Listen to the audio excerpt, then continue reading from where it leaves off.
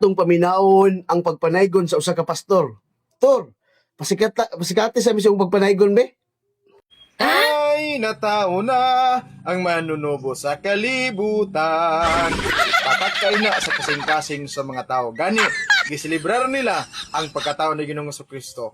Klaro kasi minsay sa kanta nga si Kristo mao ay manunubos, pero ang ilang gisiligan, ang ilang simbahan, o ang ilang maayong binuhatan.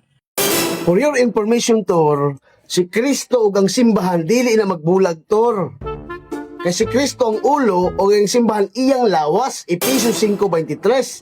Si Kristo ang manluluwas, apan ang lawas nga maong simbahan, instrumento sa kaluwasan. Wala ka kasabot, Tor. Tanang nangaluwas sa balaang kasulatan, nabunyagan sila ug nabutang diha sa matuod nga iglesia sa iyang mystical body. Buhat 2:47.